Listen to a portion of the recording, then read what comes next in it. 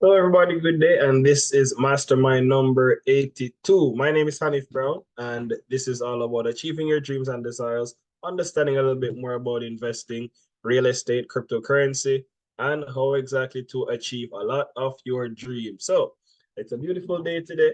I'm happier because of the sun and there's no snow. Thank God for that.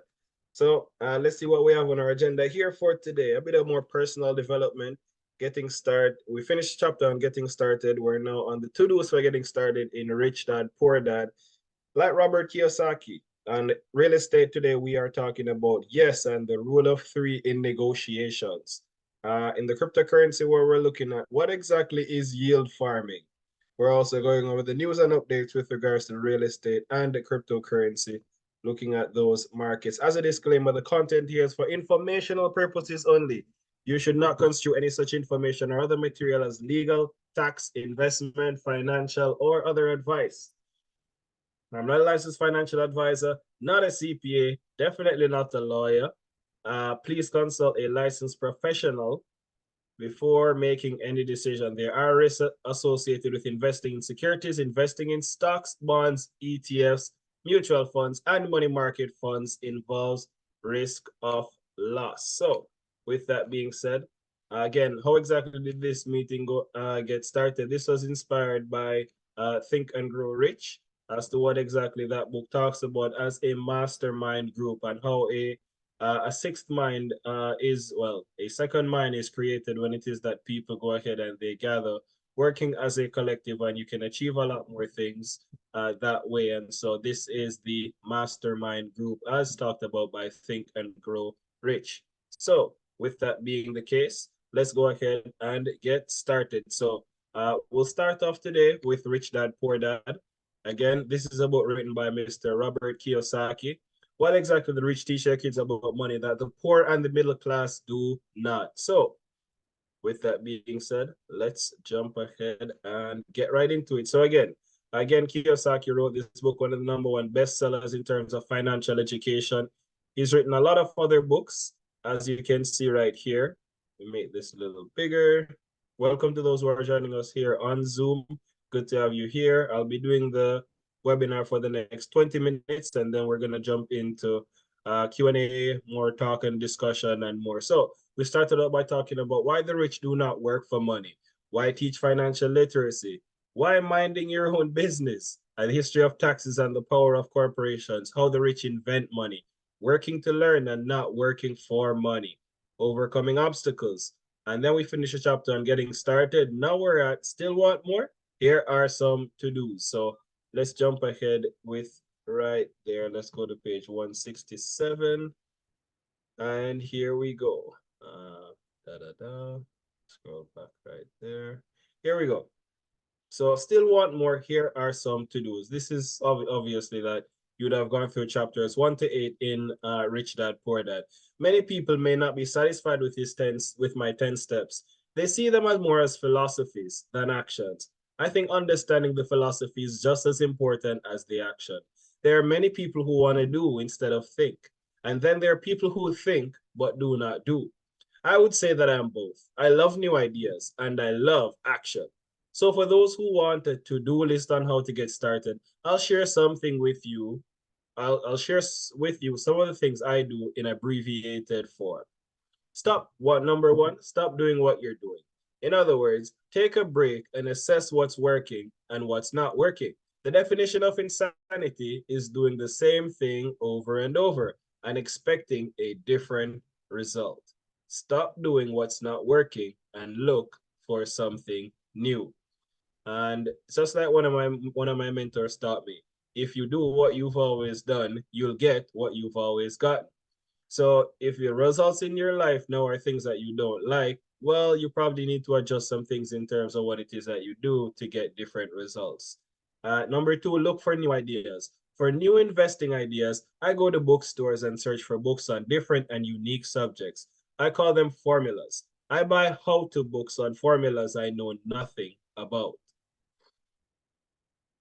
So identify something that you don't know about that is a unique subject and seek on getting educated on the topic, right?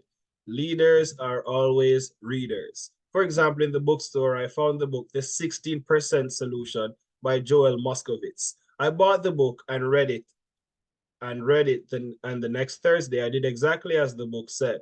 Most people do not take action, or they let someone talk them out of whatever new formula they're studying.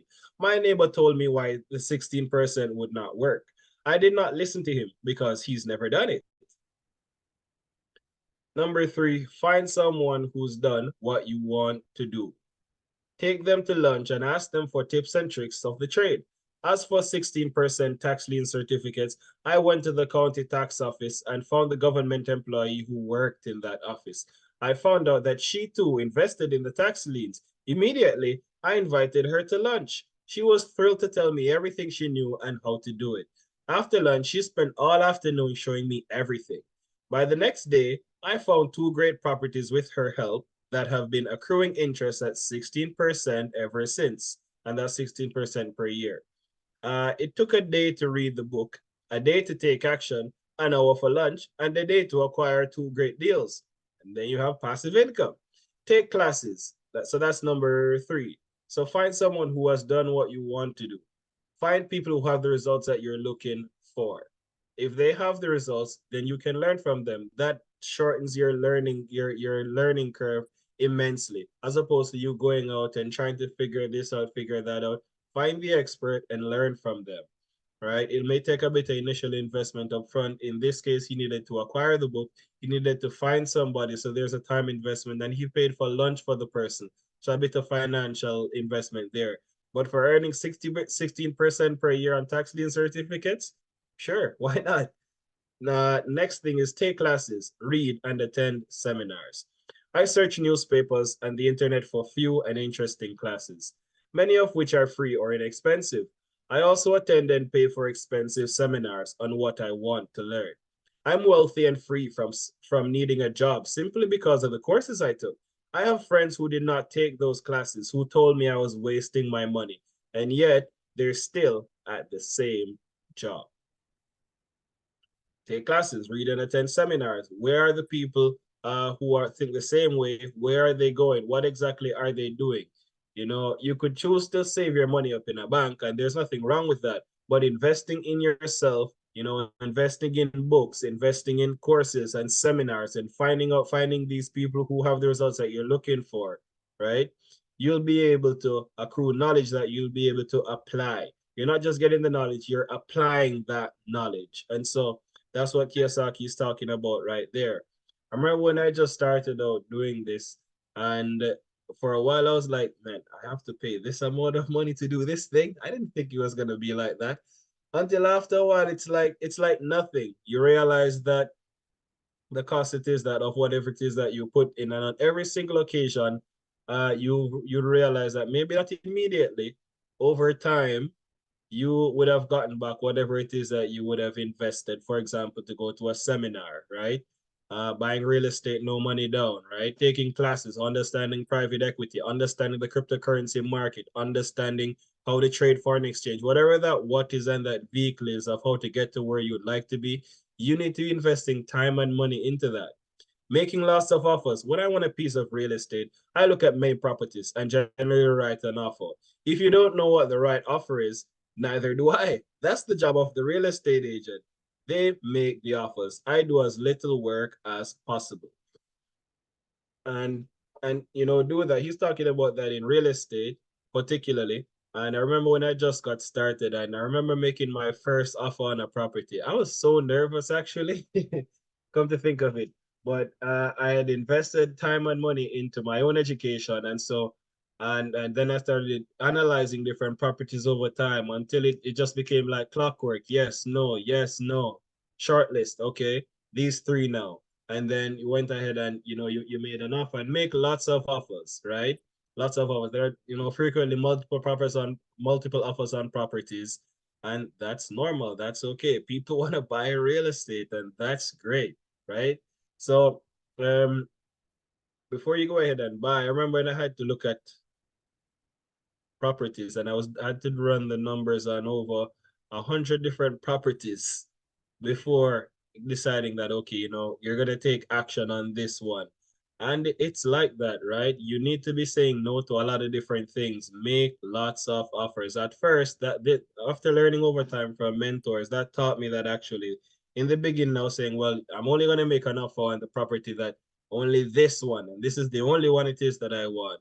But over time, you analyze different properties and you realize that you can't exactly do it like that. A friend wanted me to show her how to buy apartment houses. So one Saturday, her agent, and I went and looked at 6 apartment houses. 4 were dogs, but 2 were good. Oh, it means that they were bad. 4 were dogs, but 2 were good. I said to write offers on all 6, offering half of what the owners asked for. She and the agent nearly had heart attacks. They thought it was rude and would offend the sellers, but I really don't think the agent wanted to work that hard. So they did nothing and went on looking for a better deal. Hold on, let me go back here. No offers were ever made, and that person is still looking for the right deal at the right price. Well, you don't know what the right price is until you have a second party who wants the deal. Most sellers ask too much. It's rare that a seller asks a price that's less than something is worth. And you see exactly what that is. Frequently the price that you see on the MLS, the multi-listing service, if you're buying deals on market, you're seeing a situation where the property is actually worth less than what it is that the seller asked for. The seller isn't going to put a price that's below what the property is actually worth. And so again, recapping, make lots of offers. We're going to pause there. Make lots of offers, take classes, read and attend seminars, right? So many people will say, well, I don't know how to. Well, what you lack in terms of finances, you don't lack in time. And so use your time to learn and to read, to meet people, right? It costs nothing in terms of doing that a lot of the times. And so don't focus on what you lack, focus on what you have. You have the time now. Because once money starts flowing in, then it's a whole different thing. You got to deal with this and paperwork and whatnot. Find someone who's done what it is that you want to do, right? Stop doing what you're doing. Again, if you've done what you've always, if you keep doing what you've always been doing, you'll get what it is that you've always gotten. And look for new ideas, right? Look for new ideas. Go ahead and learn. And so we will pause there for now. So we'll move on again in terms of Rich Dad Poor Dad next week, but we'll pause there for now in terms of that. So recapping that again, we're seeing that in terms of what Kiyosaki is talking about for those who are just a little bit more. So we'll move into the real estate side of things now. So what are we looking at in terms of education and the market? So we're at the letter Y. We're really supposed to be at X because you see we're doing yield in cryptocurrency. Y, we're doing a Y thing here. So with real estate, we're talking about yes and the rule of 3 in negotiations. And you don't really realize how big negotiations become until it is that you're actually maybe in one. And it doesn't even have to be with regards to real estate itself. You're negotiating every single day, getting a child to do something. And so this book that was highly not this one. This book was highly recommended by different mentors to me. Uh, I started to read it and apply a lot of it, and I've seen some great results in terms of my own personal life. Oh, this is not it though. And that book is called Never Split the Difference. Let me just bring it up here on my screen. So this is called Never Split the Difference, negotiating as if your life depended on it. This is by Chris Voss with Tal Raz. So Chris Voss is actually a former FBI top hostage negotiator, and these are some of his field-tested tools for talking anyone into or out of just about anything. So you're learning exactly how to deal with people in this way. And we're talking about, let me just find this thing here. 1 second. 230. Okay, I'm like way off the mark in terms of that page. So we're talking about negotiations. Frequently in the negotiation phase of real estate, you're talking about maybe we should buy at this price, they want this price, but you want it at this price, right? And frequently that's what's going on. There's actually a lot more that there is to it. So what is that? What exactly is the rule of 3? Like when somebody says yes, doesn't it? It's just a yes and it's done. Well, here's what Chris Voss has to say. I'm positive that sometime in your life you've been involved in a negotiation where you got a yes that later turned out to be a no. Maybe the other party was lying to you, or maybe they were just engaged in wishful thinking. Either way, this is not an uncommon experience. This happens because there are actually three kinds of yes: commitment, confirmation, and counterfeit. As we discussed in chapter 5, so many pushy salesmen try to trap their clients into the commitment, yes, that many people get very good at the counterfeit, yes. So you think they're committing, but it's actually a counterfeit, yes. One great tool for avoiding this trap is the rule of three. The rule of three is simply getting the other guy to agree to the same thing three times in the same conversation. It's tripling the strength of whatever dynamic you're trying to drill into at the moment. In doing so, it uncovers problems before they happen. It's really hard to repeatedly lie or fake conviction. When I first learned this skill, my biggest fear was how to avoid sounding like a broken record or coming off as really pushy. The answer I learned is to vary your tactics. So again, uh, the first time they agree to something or give you a commitment, that's number one, probably actually the counterfeit. For number two, you might label it, summarize what they said, so they answer, that's right. And number three could be a calibrated how or what question about implementation that asks them to explain what will constitute success. Something like, what do we do if we get off track? Or the three times might just be the same calibrated question phrased three different ways. Like, what's the biggest challenge you faced? What are you up against here? What do you see as being the most difficult thing to get around? Either way, going at the same issue three times uncovers falsehoods as well as the incongruences between words and body language we mentioned in the last section. So next time you're not sure your counterpart is truthful and committed, try it. So again, we're talking about the rule of three. So he's saying that this happens in terms of where somebody would have said yes, right? They said yes, but they actually end up saying no later on. That's because there are three kinds of yeses. The counterfeit yes, frequently that's the first one. Well, normally that's the first one. And then you have the confirmation yes, and then you have the commitment yes. Only until it is that you get to the commitment yes, is it really, really a yes, right? And so he details here how exactly you can go about that. And it's not a matter of being pushy. Many times, people say yes and they really don't mean yes. But upon it is that what they want to say yes though. And so it's just a matter of understanding human behavior. Sometimes in sales, people can feel like you maybe are being pushy, etc., etc. And so this helps you in terms of structuring conversations to getting to the thing it is that you want and ensuring it is that they get exactly the thing it is that they want. So I strongly recommend reading this book if you want to understand negotiating a bit better. It doesn't have to be with, for example, just real estate. It can be for anything. So this is what the rule of three is.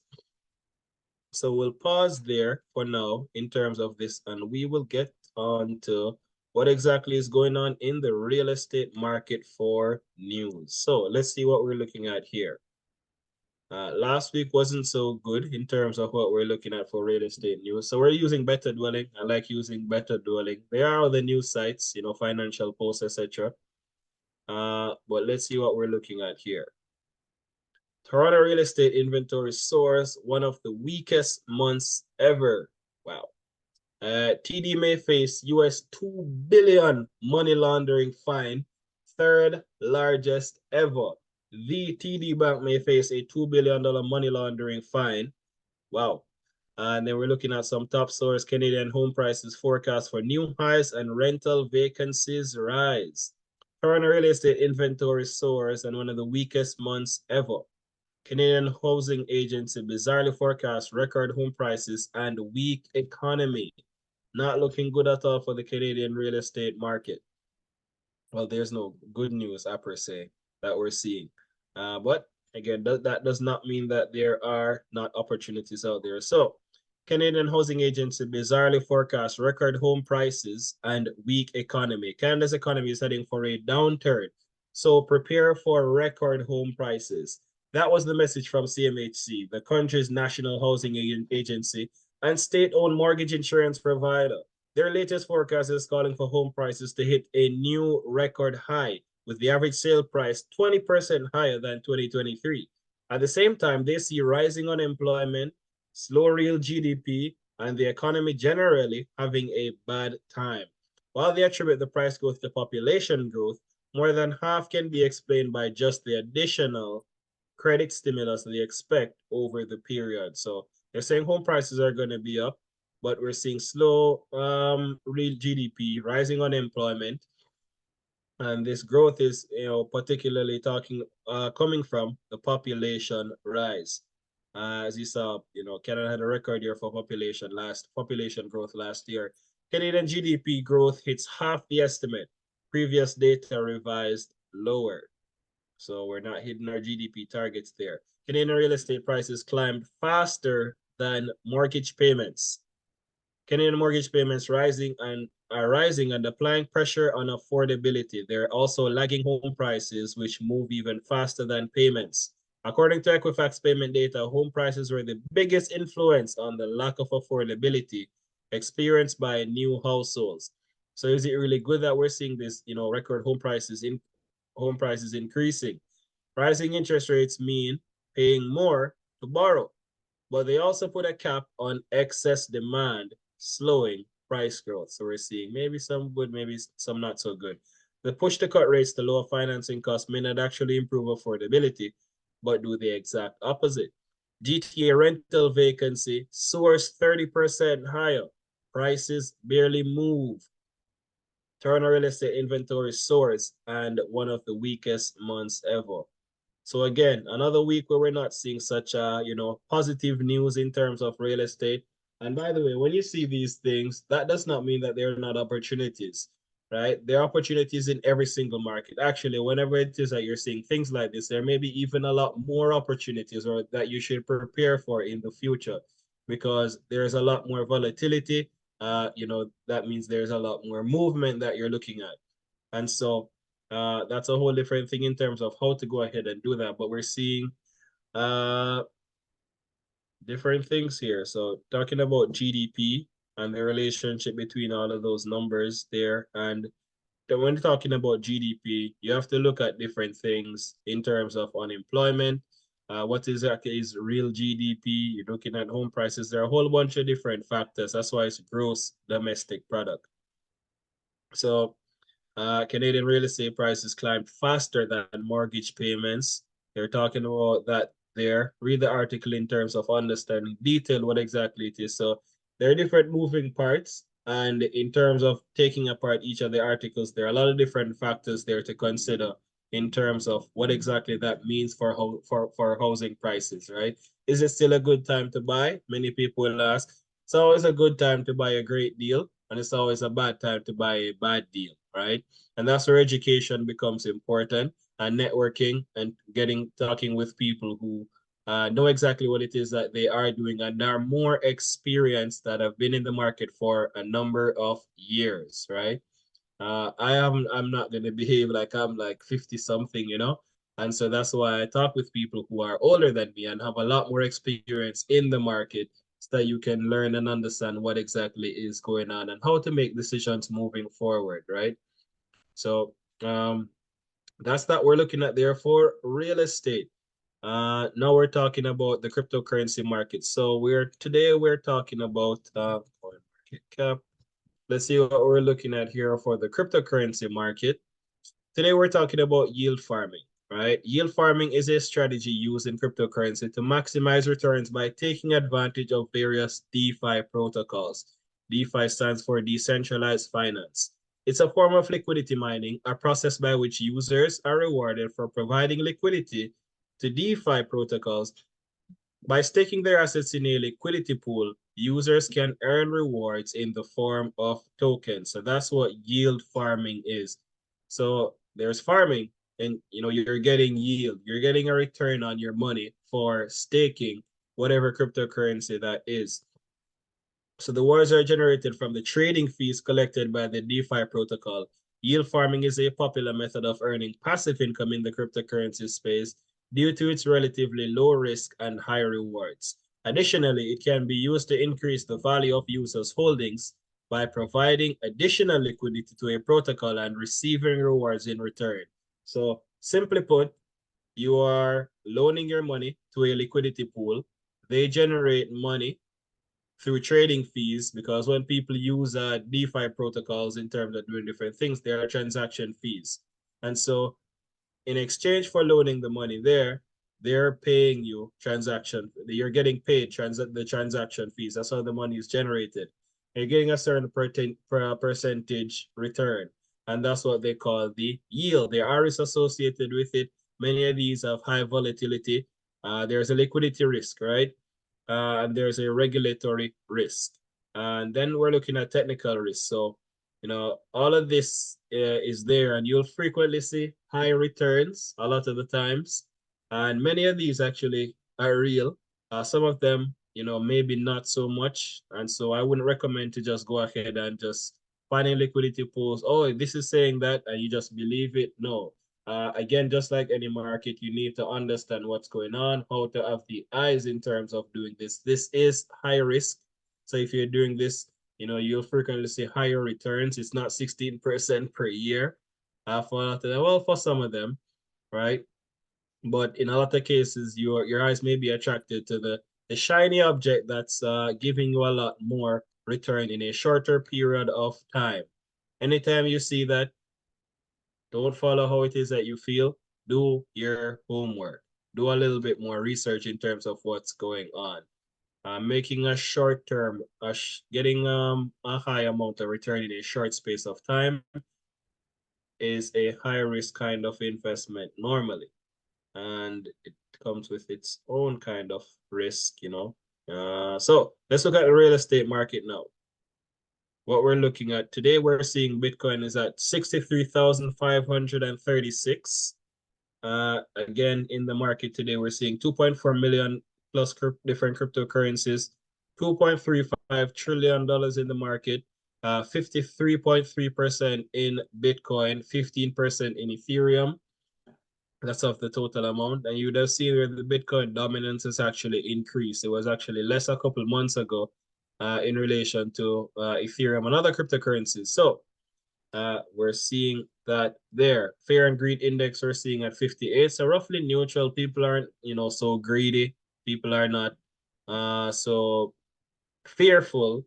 So they're just about in the middle. This was at like 60 something the other day when people were greedy. And hence why you saw, price increases around the time where the halving was happening. So let's look at what we're seeing in the market here today. Solana is up 13%. I was going to talk about the bigger movers, up 13% on 7 days. Dogecoin, meme coin is up 10%. Toncoin is up 10%. AVAX is up 8%. Polkadot is up 8%. So we're seeing mostly green. For the most part, most things are up, and actually makes sense because last week was the week after the halving, or just about thereabout. And we saw up to the halving, there was all this hype. There was this short spike, for the halving. And then the week after, sentiment died down. So things went down. And now things have gone back up now. So 8% up Polkadot. Near Protocol is up 8%. Render is up 29%. That's our biggest winner so far. Cosmos is up 14%. Pepe. Pepe is on the move, 17%. Dog with Fat is up 24%. Okay, well, we have another winner here, Dog with Fat. So meme coins pumping a lot. Stacks is down 6%. Biggest loser so far. Optimism is up 14%. The Graph Protocol is up 11. ARWeave is up 12. Let's see. Fetch.ai is up 12%. And 14%. Jupiter is up 14. Singularity. WorldCoin. WorldCoin is up 30%. Again, this is the coin where, talking about you scanning your eyeball and these things and whatnot. It broke into the top 200, broke into the top 100, and this is probably the biggest move for a little bit that I've seen from WorldCoin. So up 30%, the biggest winner right now. Akash Network is up 14%. StarkNet is up 10%. Yeah, I don't think anything's gonna beat WorldCoin unless something else maybe broke into. Let's see. Nothing major. IOS is up 16%. Echelon Prime is up 11%. Let me wait for that to load. Golem is up 14, 28%. Arkham is up 28%. Arkham's been doing pretty well recently. 16%. Live Peer is up 16%. 40%. Zeta Chain. This just like broke into, or was this here last week? I don't remember, but 40% or biggest winner so far. 40% Zeta Chain. And again, you'll see these moves. A lot of the times you're able to get in on these projects before they break into the top 200, but that takes a little bit more research or having access to the right kinds of networks and people. As you see, this a fast-moving market. Again, then we have another winner, Arc Block. ABT is up 46%. So Arc Block is up 46. Zeta Chain is up 40%. And we saw where WorldCoin is up 40% in a 7-day period. People wait like 10 years to see a 40% return on things. Again, this is also high risk. So we're not seeing too many losers, mostly winners in the crypto market. And so, people are making money. Again, many of you will see unrealized returns and unrealized losses. What that means, if you, for example, you bought, for example, let's see something that's down a little bit more. Casper. Let's say you bought Casper some time ago, and let's say you bought Casper 7 days ago, and it's down 5%. Well, you'd have seen a 5-6% unrealized loss in terms of whatever it is that you bought. If you bought something and you haven't seen you've seen it increase, but you haven't sold, you'd have realized you'd have seen an unrealized gains. And North America is looking at taxing unrealized gains, which is a whole other different thing. And so reserve rights is up 15%. 15%. Okay. So we'll pause there for now.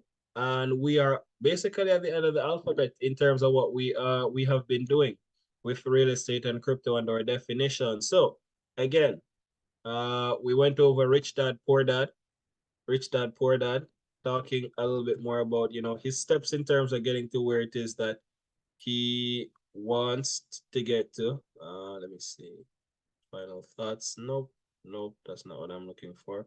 I'm just gonna recap what we're doing, and we'll stop there. So some more to-dos. One, again, stop doing what you're doing. If you keep doing what you've always done, you'll get what you've always gotten. If you don't like the results of your life now, there are some things it is that you'll probably need to change if you want different results. It's like insanity. You're doing the same thing over and over again.